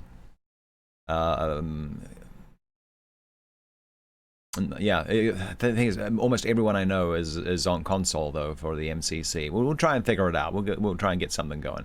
But it should be pretty fun. It's going to be good. It's griftball only. So I mean, it's just goofy fun too. So if you're interested in joining that, hit me up. They got some sweet prizes that they're giving away. I mean, some sweet prizes. But yeah, right now it's looking like just me, and I'm sure there's going to be some like randos. I'm sure on the day that we could pull a team together if we needed to. But yeah, if we could get a team going in advance of that, that would be pretty awesome. Let's see, where are we at now? Okay, let's we'll get back. Yeah, we should get back to our book. Oh, Garden of Sound. Okay, and they're emailing me for some stuff. All right. So let's get back to our book. So far, so good. And then we'll lost some train of thought. That's okay. Here we go. Chapter 13: A Master Stroke of the Trapdoor Lover. Yep. Yeah, it's kind of weird. Do know I can use the Minecraft song on your video. I don't know what the Minecraft song is. Are you talking about the music, like, you know, that little chill little music tune when you start Minecraft up? You're talking about that one there? Yeah, you should be able to use that. I think you should be able to use that. This is the thing, though. I mean, there's so much of it is automated. Thinking about it, I would not risk it. I'm sure I've told everyone how I had my YouTube account banned for 3 months. No appeal, couldn't do anything because I was streaming Forza Horizon 4 on YouTube in the Forza Horizon 4 gaming channel. And because I had the in-game music going. Yeah, so that's I wouldn't risk it. I mean, because even if it's okay with Minecraft, I mean, if YouTube's automated system like just starts getting mad at you, then there's just no appeal. There's just no appeal to it. Yeah. So yeah, I would err on the side of caution and not use it. All right, here we go. So chapter 13, a master stroke of the trapdoor lover. Raoul and Christine ran, eager to escape from the roof and the blazing eyes that showed only in the dark. Oh, yeah, I don't know. I was asking you earlier, by the way, we should get together for some Minecraft later this week. Hit me up on Discord, dude. Raoul and Christine ran, eager to escape from the roof and the blazing eyes that showed only in the dark, and they did not stop before they came to the 8th floor on the way down. There was no performance at the opera that night, and the passages were empty. Suddenly, a queer-looking form stood before them and blocked the road. "No, not this way." And the form pointed to another passage by which they were to reach the wings. Raoul wanted to stop and ask for an explanation, but the form, which wore a sort of long frock coat and a pointed hat, said, "Quick, go away quickly." Christine was already dragging Raoul, compelling him to start running again. "But who is he? Who is that man?" he asked. Christine replied, "It is the Persian." "Well, what's he doing here?" "Nobody knows. He's always in the opera." "You are making me run away for the first time in my life. If we really saw Eric, what I ought to have done was to nail him to Apollo's lyre, just as we nail the owls to the walls of our Breton farms, and there would have been no more question of him." "My dear Raoul, you would first have to climb up to Apollo's lyre. That's no easy matter." "The blazing eyes were there." "Oh, and you are getting like me now, seeing him everywhere. What I took for blazing eyes was probably a couple of stars shining through the strings of the lyre." And Christine went down another floor, with Raoul following her. "As you have quite made up your mind to go, Christine, I assure you it would be better to go at once. Why wait for tomorrow? He may have heard us tonight." No, he's working, I tell you, at his Don Juan triumphant and not thinking of us." You're so sure of that you keep looking You're so sure of that you keep looking behind you. "Come to my dressing room." "Hadn't we better meet outside the opera?" "Never, till we go away for good. It would bring us bad luck if I did not keep my word. I promised to see you only here." "It's a good thing for me that he allowed you even that. Do you know," said Raoul bitterly, "that it was very plucky of you to let us play at being engaged?" "Why, my dear, he knows all about it. He said, 'I trust you, Christine. Monsieur de Chagny is in love with you and is going abroad. Before he goes, I want him to be as happy as I am.' Are people so unhappy when they love?" "Yes, Christine, when they love and are not sure of being loved." They came to Christine's dressing room. "Why do you think that you are safer in this room than on the stage?" asked Raoul. "You heard him through the walls here, therefore he can certainly hear us." "No, he gave me his word not to be behind the walls of my dressing room again, and I believe Eric's word. This room and my bedroom on the lake are for me exclusively, and not to be approached by him." "How can you have gone from this room into that dark passage, Christine?" Suppose we try to repeat your movements, shall we?" "It is dangerous, dear, for the glass might carry me off again, and instead of running away I should be obliged to go to the end of the secret passage to the lake and there call Eric." "That is some Stockholm." "Would he hear you?" "Eric will hear me wherever I call him. He told me so. He's a very curious genius. You must not think, Raoul, that he is simply a man who amuses himself by living underground. He does things that no other man could do. He knows things which nobody in the world knows." "Take care, Christine. You are making a ghost of him again." "No, he's not a ghost. He is a man of heaven and earth, that is all." "A man of heaven and earth, that is all. A nice way to speak of him. And you are still resolved to run away from him?" "Yes, tomorrow." "Tomorrow you will have no resolve left."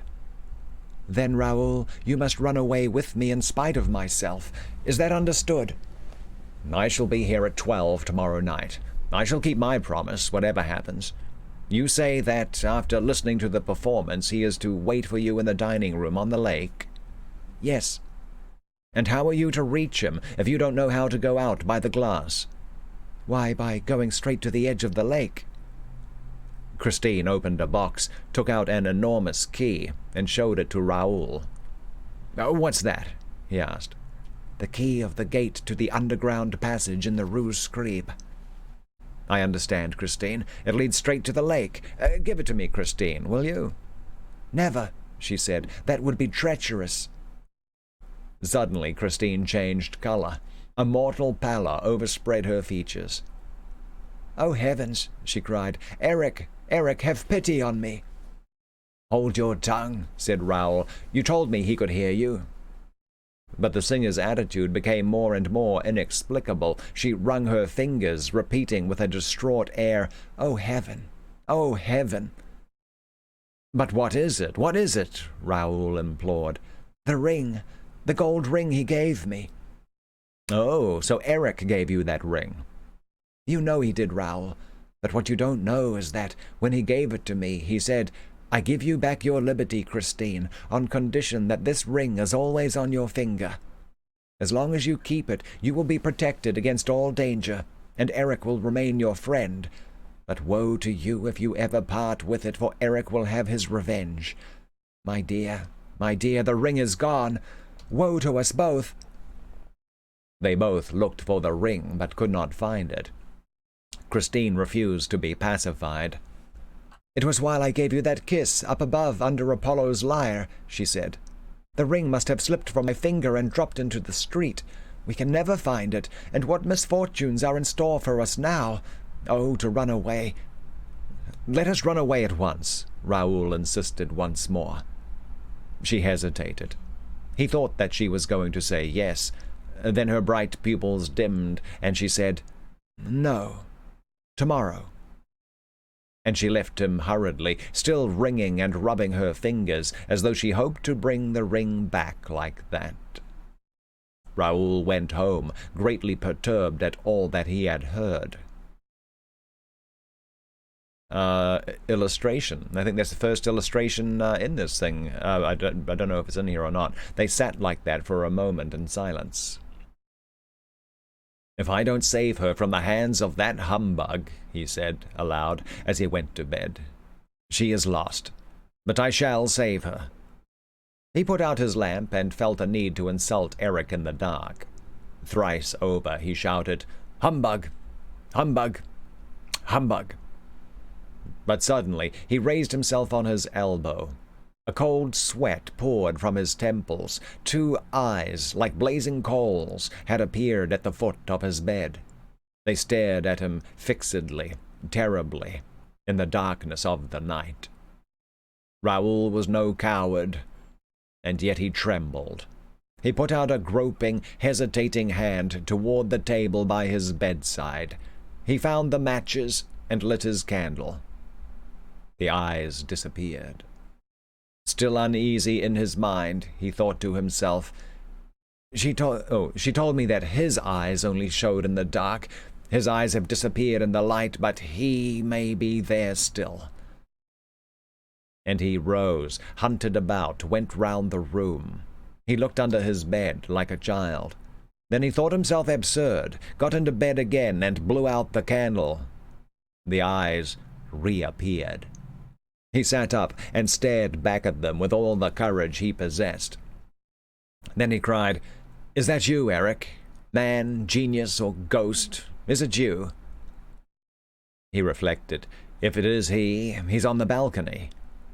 Then he ran to the chest of drawers and groped for his revolver.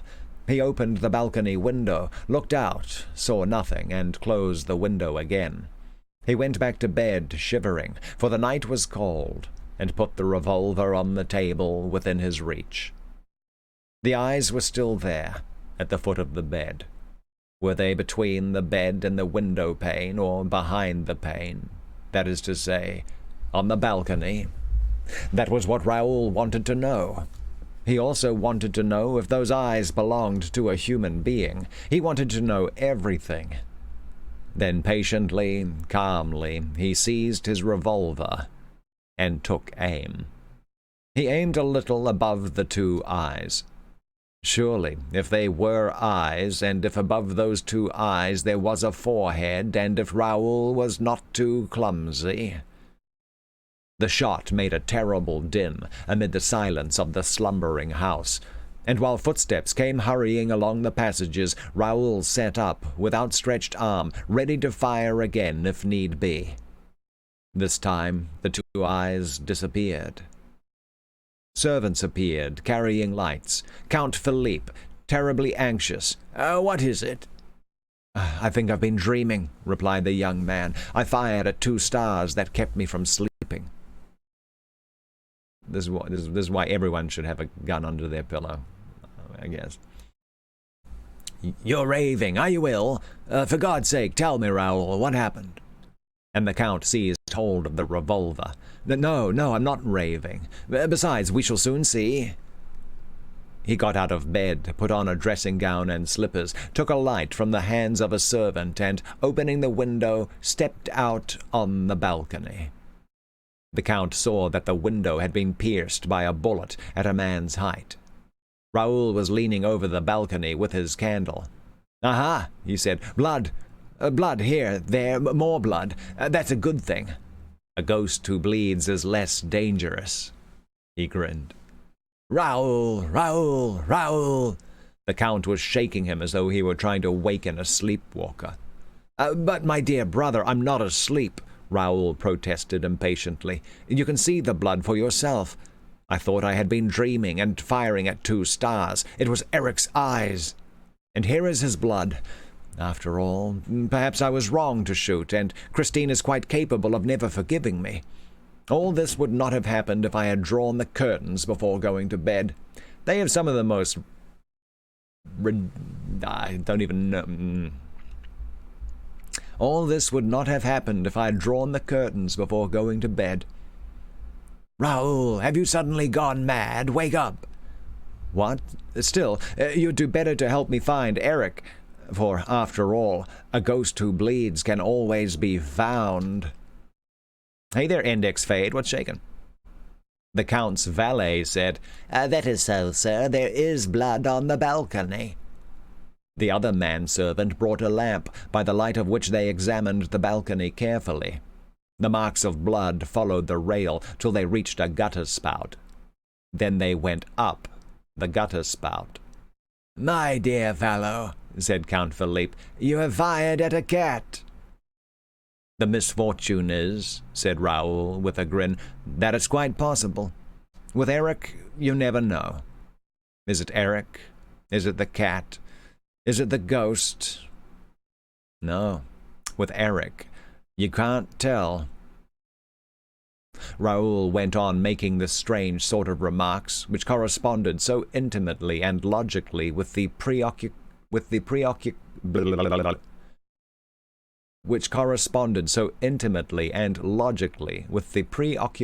of his brain, and which at the same time tended to persuade many people that his mind was unhinged.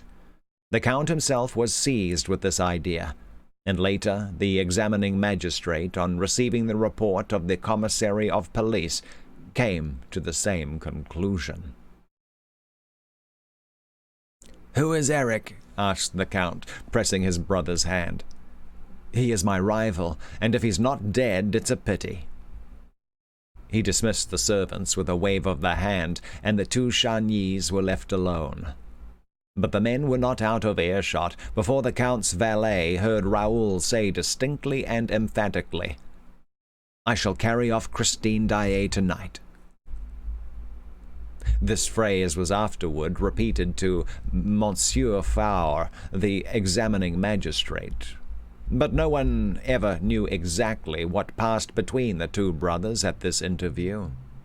The servants declared that this was not their first quarrel. Their voices penetrated the walls, and it was always an actress called Christine Daae that was in question.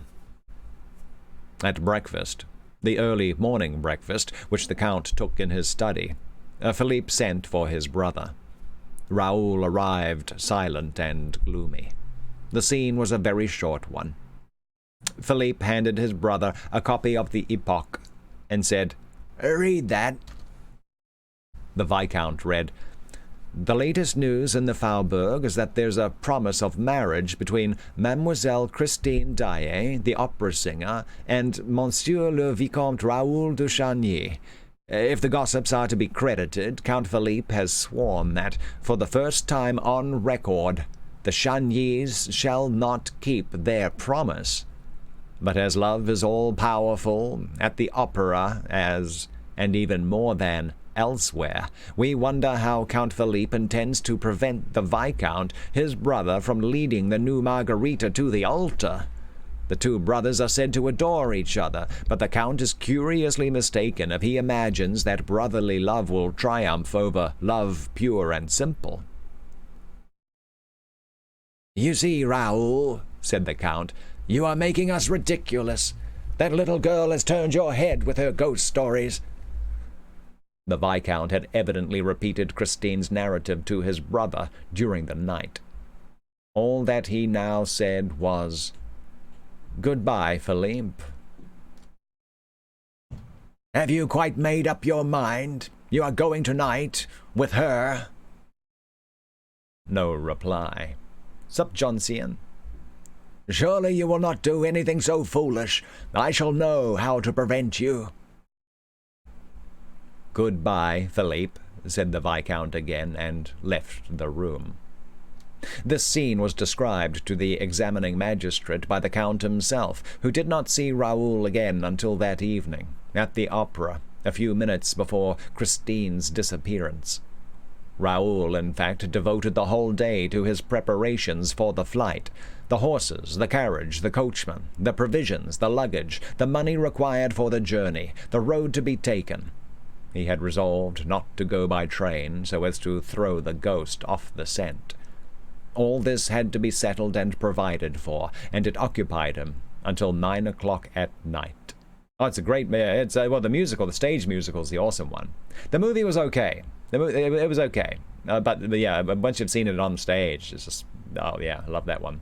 Atomic Cola. It sounds a very retro 50s sci-fi kind of name. I like that, Atomic Cola. You saw the movie a bunch of times. Oh, yeah, so have I. Yeah, I have that one on disc. I have it on disc.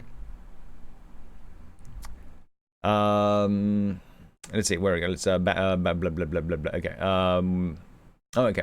Raoul, in fact, devoted the whole day to his preparations for the flight.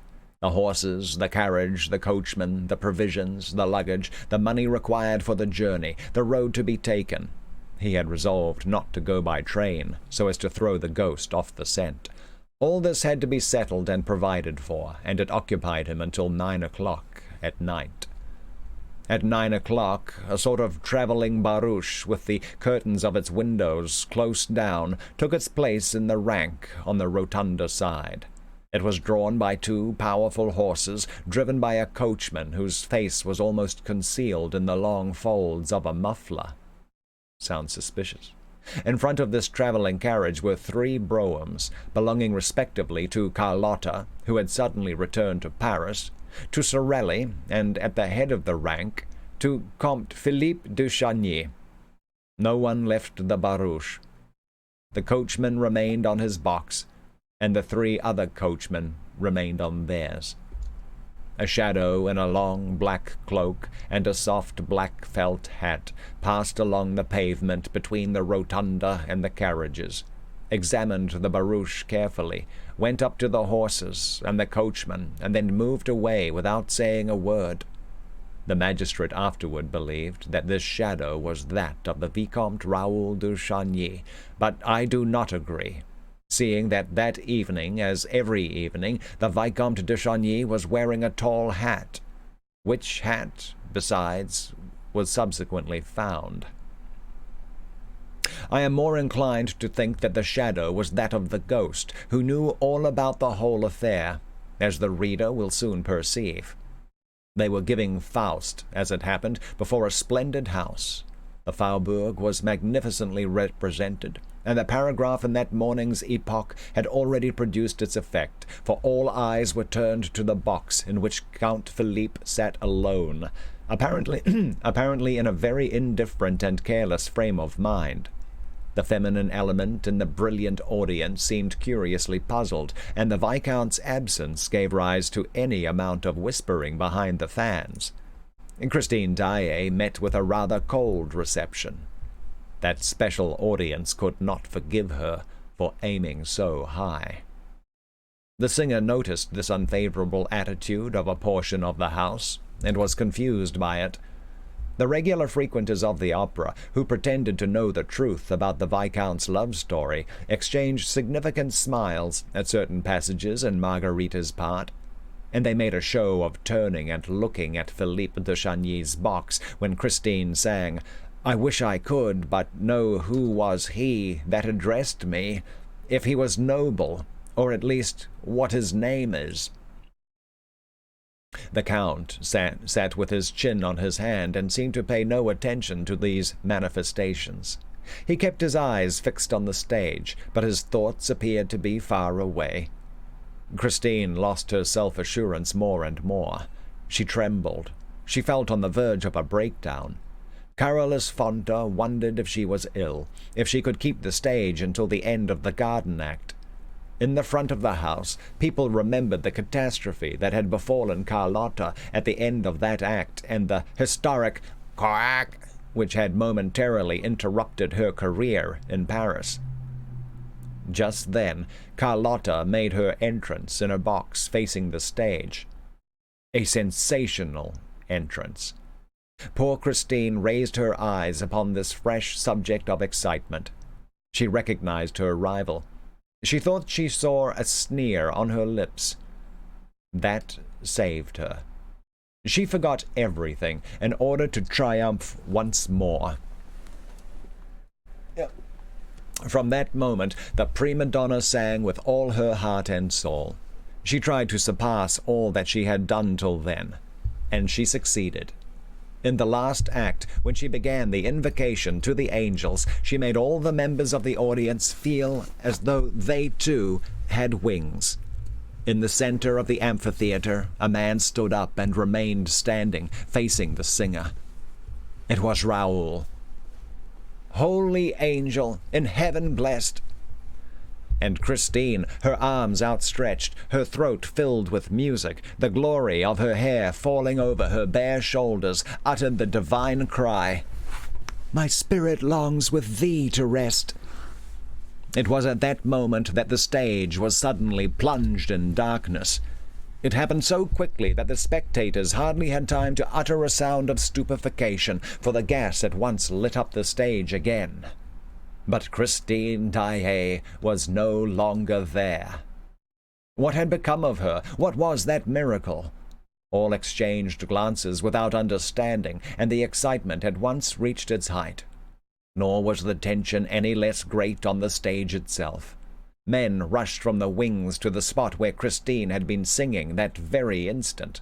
The performance was interrupted amid the greatest disorder. Where had Christine gone? What witchcraft had snatched her away before the eyes of thousands of enthusiastic onlookers, and from the arms of Carolus Fonta himself? It was as though the angels had really carried her up to rest. Raoul, still standing up in the amphitheater, had uttered a cry. Count Philippe had sprung to his feet in his box. People looked at the stage, at the Count, at Raoul, and wondered if this curious event were connected in any way with the paragraph in that morning's paper. But Raoul hurriedly left his seat. The Count disappeared from his box, and while the curtain was lowered, the subscribers rushed to the door that led behind the scenes. The rest of the audience waited amid an indescribable hubbub. Everyone spoke at once. Everyone tried to suggest an explanation of the extraordinary incident. At last, the curtain rose slowly, and Carolus Fonta stepped to the conductor's desk, and in a sad and serious voice said, "Ladies and gentlemen, an unprecedented event has taken place and thrown us into a state of the greatest alarm. Our sister artist, Christine Daae, has disappeared before our eyes, and nobody can tell us how." Ooh. Okay, so that's probably a pretty good place to end that. To end that right now, for right now at any rate. Man, okay, and we'll pick up up with it again tomorrow. Indeed, we will. Man, am I looking a little? I seem to be a little. Oh, that must be the. Never mind. That's just because I have it. Oh no, it's that 720p. Yeah, I can. Maybe a little polishing. There we go. That's a little better. Okay, there we go. Ah, boy. So we're another 2 hours into this book. How far into it are we? Let's check real fast. We are now. What does it say? We started at 42%. Now we're up to 54. So yeah, okay, we're making progress. We're making good progress, but it's probably going to be next Tuesday by the time we get to the end of this book. Very nice, very nice. Okay, so we know we still have a little bit of time to go, so we should probably go over our creative writing project that we're doing. Get some information up for you all. Where are we at? Read this so many times. But here we go. This is, do we have any people? Yeah, we got a few people in here. Alrighty. And there might be some creative writers out there as well. I don't know. I hope so. Let's see, I'm not seeing any, let's see, where are we at? This is... just seeing if yeah, I don't know if the chat window on my the chat window on the YouTube thing doesn't work. I think. Let me just pull up this. I was going to type something in real fast. YouTube. There we go. I better mute this real fast. 1 second. How do I mute it? There we go. Mute. Let's see. We're coming here. This is live. It's not being echoed over. Let me just test. Okay, so I mean the pop-out window does work. That's something. Yeah, okay. All these technical difficulties. There we go. Scorpion Knights throwing down. Okay, more book club love. I dig it. Where are we at?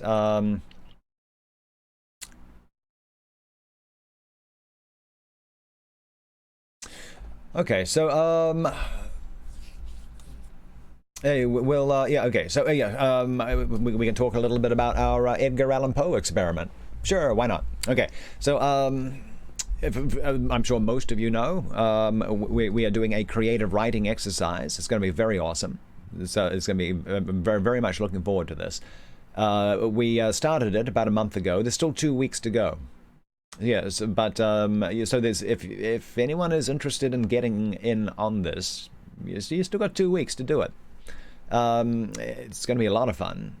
But yeah, we found an unfinished story by Edgar Allan Poe, and we'll read this in a minute after I've finished yapping a bit about here, telling you a bit about this creative writing exercise project. But what we have here is there's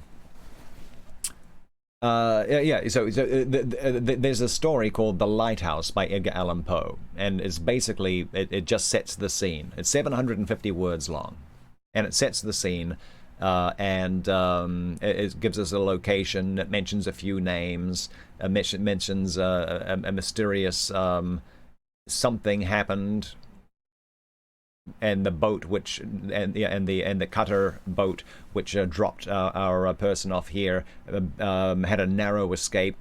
Doesn't say, and none of it's explained because it's just putting all the pieces into place.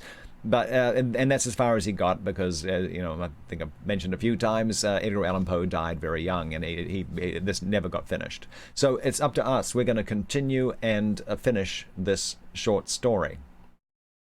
Well, I mean, if you are a creative writer, you can.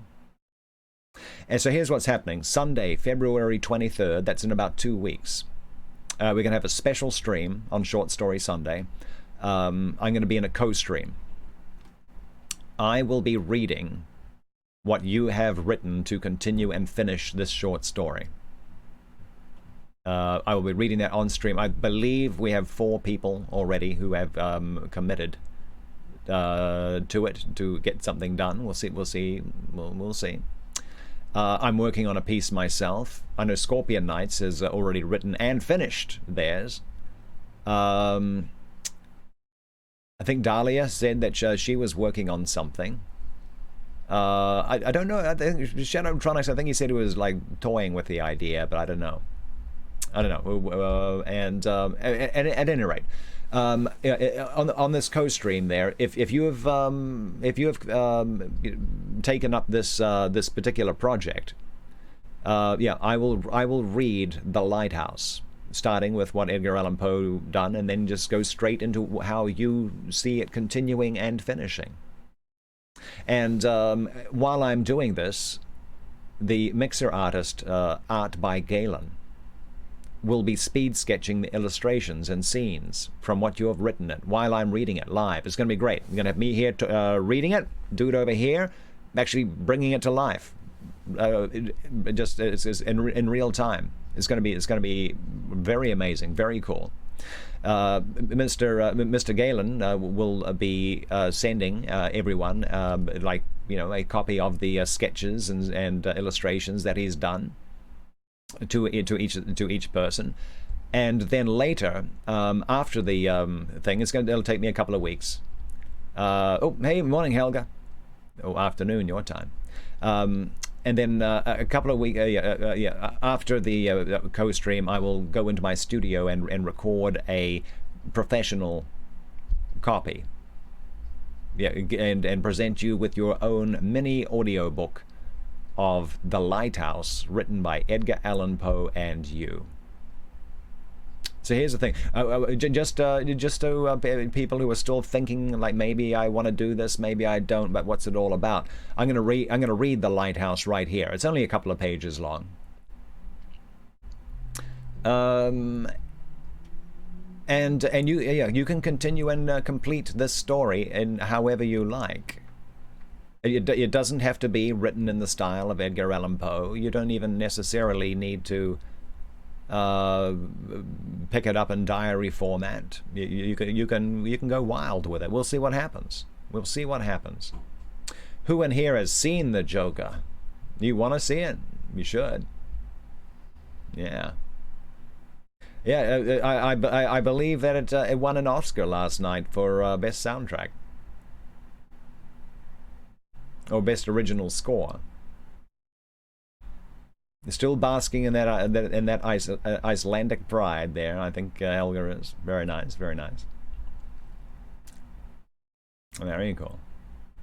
Okay, so here we go. This is The Lighthouse by Edgar Allan Poe, and this is the piece that we're using for the Edgar Allan Poe experiment. So yeah, if you understand what's going on, great. Yeah, we invite you to continue and finish this. So here we go. Here's how it starts. The Lighthouse. January 1, 1796. This day, my first on the lighthouse, I make this entry in my diary, as agreed on with de Great. As irregularly as I can keep the journal, I will, but there's no telling what may happen to a man all alone as I am. I may get sick, or worse. So far, well. The cutter had a narrow escape, but why dwell on that since I am here? All safe. Oh, you got some Game Pass? Nice, nice, nice. My spirits are beginning to revive already at the mere thought of being, for once in my life at least, thoroughly alone. For, of course, Neptune, large as he is not to be taken into consideration as society. Would to heaven I had ever found in society one half as much faith as in this poor dog. In such case I and society might never have parted, even for the year. What surprises me is the difficulty de Great had in getting me the appointment, and I, a noble of the realm. It could not be that the consistory had any doubt of my ability to manage the light. One man had attended it before now, and got on quite as well as the three that are usually put in. The duty is a mere nothing, and the printed instructions are as plain as possible. It would never have done to let Ordnov accompany me. I should never have made any way with my book, as long as he was within reach of me, with his intolerable gossip, not to mention that everlasting meerschaum pipe. Besides, I wish to be alone. It is strange that I never observed until this moment how dreary a sound that word has. Alone. I could half fancy there was some peculiarity in the echo of these cylindrical walls, but, oh no, this is all nonsense. I do believe I'm going to get nervous about my insulation. That will never do. I have not forgotten the Great's prophecy. Now for a scramble to the lantern and a good look around to see what I can see. To see what I can see, indeed. Not very much. The swell is subsiding a little, but the cutter will have a rough passage home, nevertheless. She will hardly get within sight of the Norland before noon tomorrow, and yet it can hardly be more than 190 or 200 miles. January 2. I have passed this day in a species of ecstasy that I find impossible to describe. My passion for solitude could scarcely have been more thoroughly gratified. I do not say satisfied, for I believe I should never be satiated with such delight as I have experienced today. The wind lulled about daybreak, and by the afternoon the sea had gone down materially. Nothing to be seen, with a telescope even, but ocean and sky, with an occasional gull. January 3. A dead calm all day. Towards evening the sea looked very much like glass. A few seaweeds came in sight, but besides them absolutely nothing all day. Not even the slightest speck of cloud. Occupied myself in exploring the lighthouse. It's a very lofty one, as I find to my cost when I have to ascend its interminable stairs. Not quite 160 feet, I should say, from the low water mark to the top of the lantern. From the bottom inside the shaft, however, the distance to the summit is 180 feet at least. Thus the floor is 20 feet below the surface of the sea, even at low tide. It seems to me that the hollow interior at the bottom should have been filled in with solid masonry. Undoubtedly the hole would have been thus rendered more safe. But what am I thinking about? A structure such as this is safe enough under any circumstances. I should feel myself secure in it during the fiercest hurricane that ever raged. And yet I have heard seamen say occasionally, with a wind at southwest, the sea has been known to run higher here than anywhere, with the single exception of the western opening of the Straits of Magellan. No mere sea, though, could accomplish anything with this solid iron-riveted wall, which at 50 feet from high water mark is 4 feet thick, if 1 inch. The basis on which the structure rests seems to me to be chalk. January 4. Here the manuscript fragment ends.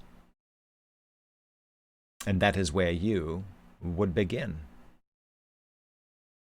If you're up for it. If you are up for it. Continue and complete The Lighthouse by Edgar Allan Poe. No more than 4,000 words, including these words here. So that's not what 3,000 maximum that you might be allowed. You don't have to fill that up, of course. If you can do the whole thing in 1,500 words, why not? Sounds good. But yeah, complete that, finish it, get it to me by probably Discord's the best way. By yeah, I guess before we start up on Sunday, February 23rd, and yeah, that's right. I will read it on stream in front of our Mixer audience, which I think is going to be pretty big. And while I'm doing that in the co-stream, Art by Galen, like I said, is going to be live. He's going to be speed sketching what you have what you have put down on the page.